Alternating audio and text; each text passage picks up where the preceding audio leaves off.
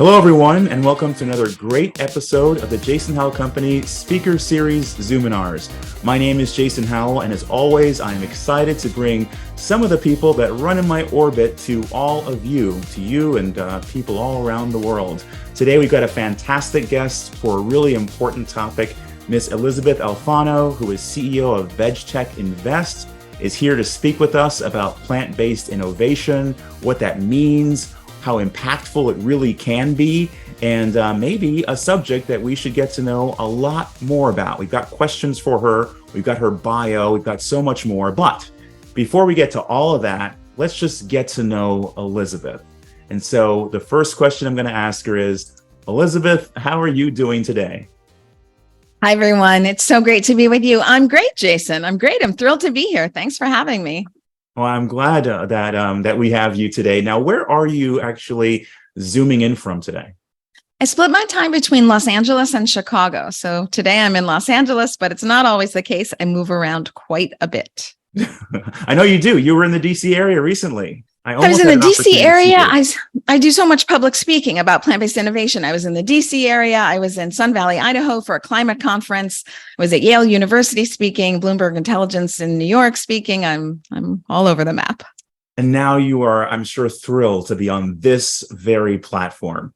I am. It's a highlight. It's the highlight of my week. So thank you. Everyone, you heard that. The highlight of her week, the Jason Howell Company Speaker Series Zoominars. Well, thank you so much for being with us today. I think a number of people have zoomed in, so this is a great opportunity to go ahead and share that screen. So let me go ahead and do that. And I'll make this a little neater up here. So if you came to what's in your ESG, maybe plant-based innovation, then you came to the perfectly accurate, correct Zoominar with Elysabeth Alfano, who once again, we're so happy to have her here. She is all over the important places of the world sharing her messages. And I'm just so glad that she was willing to come on this platform and share this with all of us. Before we get to the Q&A we have with her and her amazing biography, let's just get to our sponsor, which is, of course, the Jason Howell Company. As we like to say, we do a little bit more than typical wealth management. We are more than a wealth management firm. We empower people to overcome financial imposter syndrome. So many people are successful and so many financial advisors want those people to be their clients. But really the guts of it is not necessarily how to make them successful, but how to empower them to do the kind of things they believe are important for their families and their communities. That's something we pay particular attention to. My business partner is an expert in philanthropy, which is incredibly exciting for those who have those extra resources.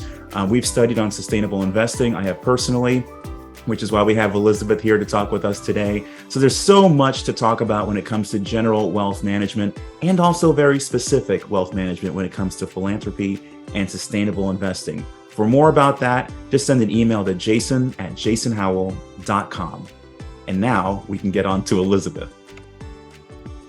So here she is, Elysabeth Alfano. If you got the newsletter, then you got a chance to read some of this bio and certainly to connect with her on LinkedIn, which I highly recommend. But I'd like to know how someone like Elysabeth, who was a liberal arts major early on, winnowed her way all the way up the chain to be essentially a business magnate in this area of sustainable investing. How did this happen, Elysabeth?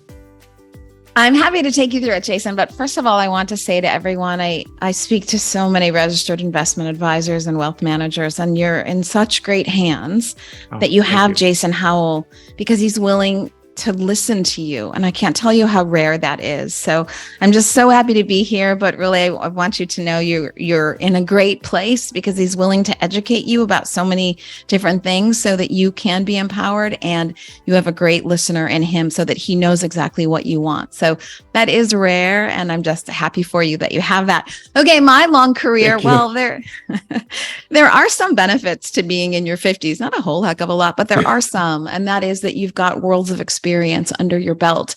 So college, which was so fun, but also seems like so long ago, I was a liberal arts major, but that's only because Northwestern, where I studied, didn't believe in having a business degree. They really wanted to form your mind so that you could be a deductive and rational thinker. And from there, you could specialize after college. So I was a liberal arts major, but always focused on business after college. And I worked for Fortune 500 companies, the Kellogg Company, and I loved working in food. I also worked for IBM, which didn't draw me as much. I went off to start my own business. When I exited that, it was a very successful exit after 10 years. So I really focused on investing because I had to do it in my first business anyways. I started in investing for a small family office and running their portfolio. Neat. And then at the time, I switched over to paying attention to food and its impact globally for survival on the planet. And I realized, oh, I should really combine my skill set of investing and food systems, because when we can talk about it, I think it's a question coming down the pike maybe, but if we do not address our food system, we will not impact climate change in the time that we need to do it. We're going to talk about that and why that is, but I realized I don't believe in silver bullets in life, but investing in food systems transformation through plant-based innovation is the closest I've ever seen in my long 50 years of having a silver bullet. You impact climate change, you impact food insecurity, you impact biodiversity and deforestation, you impact pandemic risk, and more, healthcare costs, human healthcare, animal welfare. I mean, the list is quite long. So we'll talk about it all, but it feels great to use the skill set that I have, which is business and investing, in a sector that I'm viewed as a sector expert, food systems transformation. It's amazing to combine those things, to feel like the time that I have left on this planet, I'm using my skill set for everything that I can do. No, we're so glad that you are. We need people to be experts in their crafts, in their industries, in their professions. You absolutely are. You are also someone that speaks a couple languages. Is that right? I did live in France and Italy and spent some time working in Bolivia. So I do speak some languages. You had to survive, right? Yes, I'm a people person. So ultimately, I had to figure out a way to connect. Well, this is a language of its own. And we've seen so many different people try to mangle, politicize, change the verbiage. That's why it's important to have people who are experts who can really translate this information into words that are hopefully non-harmful and non-politicized, and we can just sort of get the information. So I'm so looking forward to it. I'm sure many other people are to that. And so let's start with some of the plan questions. I've got them here. I'll start in order. If we get out of order, that's okay. And for anyone that's listening live, if you have a question, just throw it in the chat. And I'll get to it. I'll supersede the questions that we drafted here and get to your questions as the very next one. That way you feel engaged, which is an important thing. So let me see. Are there any questions in the chat now? I don't think so. So let's get into what Larry Fink, CEO of BlackRock, has decided to step back from, and this word ESG, and talk about ESG a little bit, and why you have it as part of your marketing materials. That, this question, what's in your ESG? Tell us about that, Elysabeth. Sure thing. First of all, I hope that you reach out to me if you feel that your questions aren't being answered, because we have so much to talk about today. I don't know that we'll get to everything. What's in your ESG is truly a dissertation topic in and of its own. But I want to step back and help people understand, first of all, ESG period, because I think that's been confused and politicized and so many other things. So first of all, I encourage everyone, Jason, of course, correct me if you think differently, but I encourage everyone to think of ESG as data, just having data. So when I look at real estate, I, of course, look at the rent roll. I want to know the financials. Of course, the financials first and foremost. But I would be completely remiss if I did not go out and get an inspector and have that inspector give me a report for, am I at risk for a broken boiler and I'm going to have to pay $40,000 for a new boiler? What is the roof like? What are the windows like? I need the other data that goes with the financial rent roll. Otherwise, I have no understanding of my risk and potential exposure in buying that real estate. That's what we're doing here with ESG. So when we get ESG data, we get the financials, but we also look, are you exposed to stranded assets, meaning you've invested in something that's no longer going to survive in the in the future. That's a very simplified example of that, but something Never that heard we're that just before. not Stranded assets. That's a pretty stranded cool. asset. Well, it's relevant to food. So as we talk about, and we will in a second, why our current food system doesn't work for us, it's inefficient, and inefficient business models don't last. Why is our food system, because so much to talk about today. I've gone from ESG to food already, but why is our food system inefficient? Because it takes 25 to 35 calories of crops to give you 1 calorie of cow, 16 to 1 for pig, 9 to 1 for chicken. That's an awful business equation. I give you $2.50 and you give me a dime back. That's awful. What that means for our natural resources is we have to deforest swaths of the Amazon. According to the United Nations, our food system is the primary reason for biodiversity loss.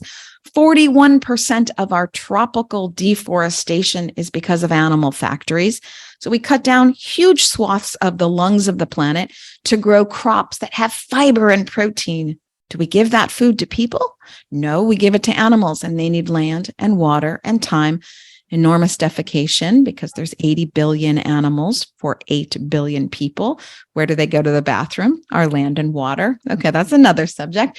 But then they need more food, so we cut down more trees, give them the crops, not people getting the food, but animals, and then they need more land, water, time. So very expensive cost of goods sold. We've got a question in the chat, Elizabeth. Of course you do. I'm going to stop I told you food. we could be here for hours. Don't you I'm dare. sorry, stop me. Yes. All right, here's a great question from Matt. What are some considerations regarding the farmland owned by billionaires like Bill Gates? Is there a valid concern about its concentration and potential implications, or should it be seen as a normal part of agriculture and land ownership? Gosh, I love this question.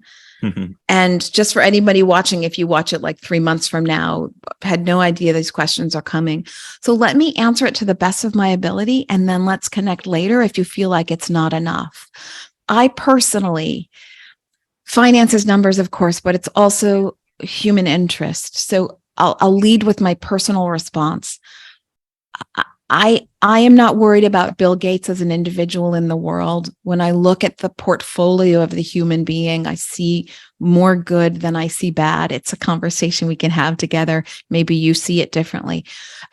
So I know he's very interested in food systems transformation, just like he's interested in eradicating malaria. This is my understanding. Maybe you have a different perspective. But so when I see him buying up land, just like Chinese companies buy land in the United States and they own that land, I'm not concerned that it's at the hands of someone misaligned with how I hope the world shakes out, with positive intentions. Now, what he chooses to do with that, I'm not exactly certain, except I can say I believe he's interested in more efficient food production to better feed the world. So I don't see this as necessarily a problem. I'd be more worried if it was Monsanto buying up everything, for example. But this is why the personal preference gets in there maybe more than you'd like than to hear the strategic answer.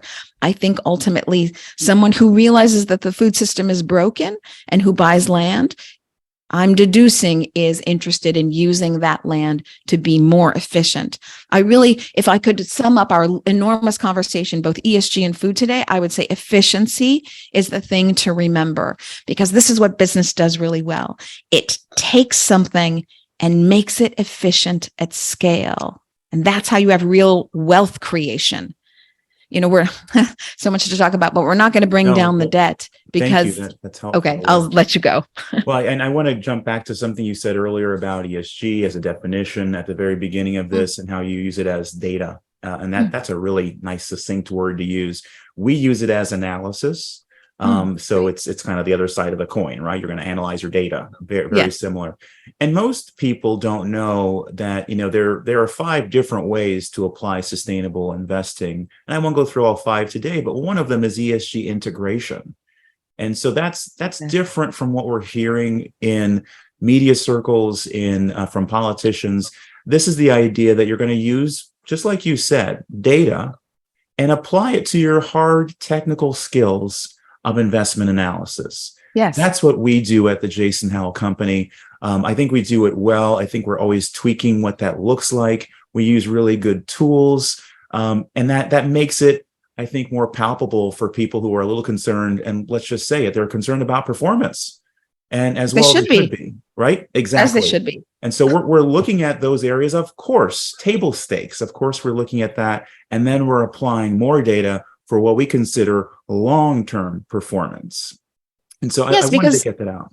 Don't you, going back to the stranded assets and other things, don't you want to know if there's an impending lawsuit that's going to wipe out profits because there's poor management or poor employees have been treated poorly or a sexual harassment thing? Don't you want to know that? Don't you want to know if they're stranded assets? So things that the company have invested in, let's say like animal factories that aren't going to be around in the future. And so that money is sunken and lost, for lack of a better expression. I mean, don't you want to know the risks on the other side of that financial rent roll, if you will? Yeah, well, we're preaching to the choir here. So let me move on to the next question. Yeah, fair enough, right? Now, you've done a good job sharing a little bit about the food and how that affects the environment and kind of, pound for pound, literally how that can make a huge difference. How about describing a little bit about what plant-based innovation means to you? It's not a phrase that's common to me. It may not be common to others.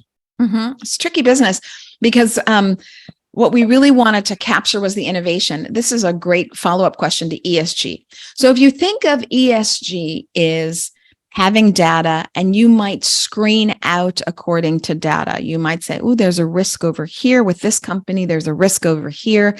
I'm going to screen out because I do not want exposure to these risks.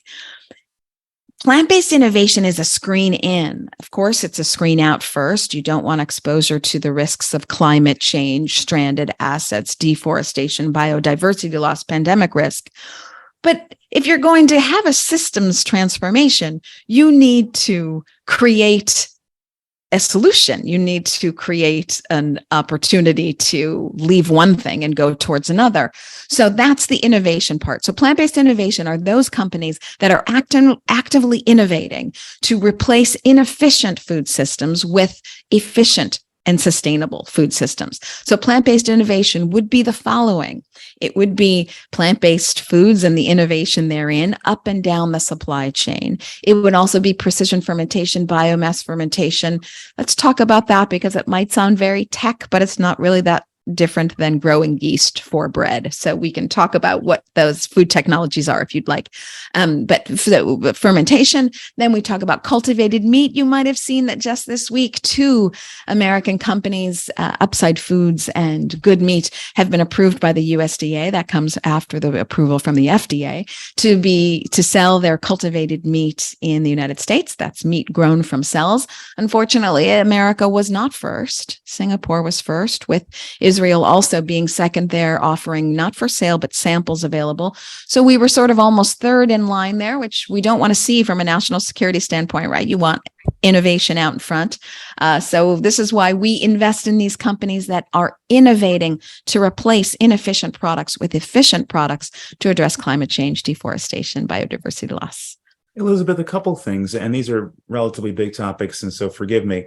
Please. When we spoke once before, you really talked about the difference between what some people might do, say as maybe climate activists, that make a certain amount of effect on the atmosphere, versus what persons could do with plant-based innovation, leaning into that strategy. And you had some interesting numbers. Of course, you don't have to spit those out, but just give us an idea, that feel, if I'm buying an electronic vehicle and thinking that that's one great thing that I'm doing, how different is that from maybe moving to a plant-based diet and the impact I have on the planet? Yes, this is wonderful. I'm taking notes so that I make sure I hit everything here. But before I answer that question, let me just add one more thing to plant-based innovation. You hear plant-based innovation and you immediately think food, but ultimately we want sustainable supply chains, period. So there's also, if you're making less beef, you're making less leather, which is a good thing if you've ever been to a tannery. It's an environmental nightmare. So we sort of hedge our eat V ETF, if you will, with materials. So there are plant-based innovations replacing inefficient animal products with sustainable plant-based innovation products in materials as well as food. Okay, so why do we do this? Why do we think that this is going to have an impact on the planet? Well, according to ourworldindata.org, this is the United Nations Environment Program. 1/3 of the world's global methane emissions all come from animal factories. So that's 32% of the world's global methane emissions come from animal factories, methane being the more nefarious of the greenhouse gas emissions, but silver lining, having a shorter window. So you really can't do anything about carbon emissions. The carbon emissions that were put out this year, let's say, they've got a lifespan of hundreds of years in the atmosphere, but methane has a shorter lifespan. So if you curtail methane today, you are making an impact for the planet. So if you don't address 1/3 of the methane that's going out into the world, you're simply not going to address climate change in the time we need to happen. So the Boston Consulting Group did a great study, and they said, well, if you wanted to invest in green technologies, let's call it alternative energy, electric vehicles, alternative building materials, which is important, and plant-based innovation.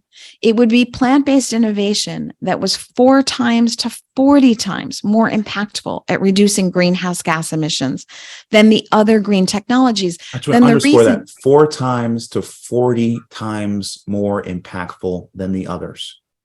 That's right. So it's about 4.4 times more impactful than alternative cement. It's about 40 times more impactful than alternative airplanes, airplanes that technology to reduce their impact on the planet. And the reason for this is the CapEx is less if you invest in plant-based innovation. It's just not that hard to say, hey, today I'm going to switch over to a plant-based burger, let's say, or plant-based sausage, deli meats. There's much more than burgers get all the attention, but there's much more going on than just burgers, alternative cheese, etc.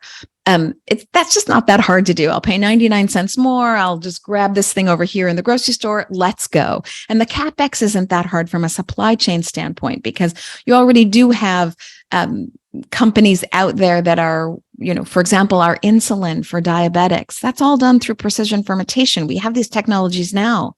We use them now. They're not that foreign or outlandish, if you will. So there's some infrastructure already there that we can build off on.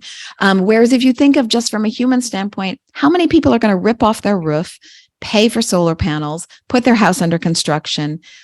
Might not happen today, whereas the burger could happen right now. And there's lots of studies that show this. So it's when you think of, oh my gosh, I'm driving an electric vehicle, start thinking about, oh gosh, am I really going to have that chicken dinner? I mean, one chicken dinner for a family of 4 is the equivalent of showering for 6 months. That's a pretty impactful metaphor. Yes. Animals are inefficient. They're awful business equations. They suck up resources. They take time. And they're bad calorie converters. We talked about, 25 to 35 to get 1 for beef. They're bad. They're just bad. Well, you said some really, fascinating things there. And we got this question in the chat, which I think leads right to it. How do we make people aware of the issue, the benefits of plant-based innovation, since those crazy stats are there? I just became aware when searching for, materials for my GED teachings. Example, using plant-based wrapping for food products instead of plastic.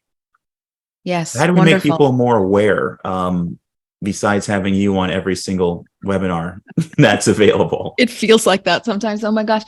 First of all, I want to say thank you for caring about this subject. No one's perfect. This isn't about what you perceived to do wrong yesterday or what I will do wrong tomorrow. It isn't about perfection. And if we hold up for perfection, we won't get there. So any steps you can make, if it's only, burgers once a week that are plant-based, fantastic. So, how do we make people more aware? I think one of the ways to do that is to just incorporate it into your everyday life. So if you're out at restaurants and you're having that burger, say, hey, you want a bite? Or, I love this, what I just try to make it human and approachable, because otherwise it's this foreign concept of you're taking away my car, you're taking away my burger, stop taking away my life. This is all to make life better. And that comes with a warm smile. I don't want to water down the important financial message, which often comes without a smile. So I realize that my presentation style perhaps is different than others. This is an important financial topic. But for people to understand food, it has to come with a human element. Yeah, and you had highlighted something too, Elizabeth, around costs and the friction of costs. In this case, the ease of moving to a certain diet and how much easier that might be than, say, reforming the schools or changing the buses that our kids go to school on, and that sort of capital expenditures, CapEx. And so is there a short commentary around being smarter around food when it comes to innovation versus redoing buildings? You mentioned cement and replacing vehicles. Yes. I'll give a great example. So I was just speaking on Eat V, the ETF that we have and what we invest in plant-based innovation at the Sun Valley Climate Change Forum. And we were all talking kind of in a workshop of what's the lowest hanging fruit? How can we just get started? And I was telling people what LinkedIn did in their San Francisco headquarters. So they took their San Francisco headquarters cafeteria, 2/3 plant-based. There was still meat and dairy. If people wanted it, it was in the back. They'd have to reach for it. So it wasn't out in front, but it was still there. And it was still 1/3 of the menu. But they switched over to 2/3 plant-based, and they made it easier for people to have access to it and grab it.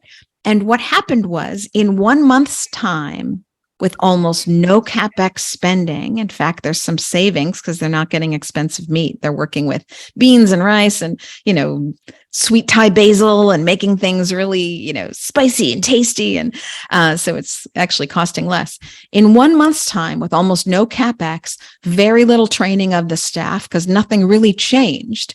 They got 14,000 kilograms of CO2 reduction for their cafeteria shift. And that was an immediate benefit for the company because they get to say, look at us, we're finally trying to make, everyone's got goals for 2030, 2050. No one's meeting them. Not only is no one meeting them, no one's even doing anything to get to the point where they could meet them.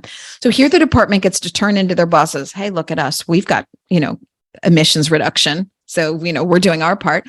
They're able to save money on rising healthcare costs because ultimately they pay for sick employees. And here they're helping employees make healthy choices. And they're cutting down on their cafeteria choices. So it's like done and done, just low hanging fruit. It's right there. And, every step begets another step. So as you make that cafeteria, again, meat's still there. No one's missing out. But as the employees try to make healthier choices for themselves, because they were getting these responses from the employees saying, thank you for making it easier for me to be healthy, because that's what people want for themselves, let alone the planet. It just grows from there when you make it easy.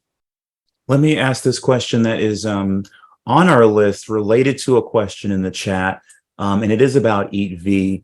And the question in the chat is, can you please say something about how Eat V ETF accelerates plant-based innovation?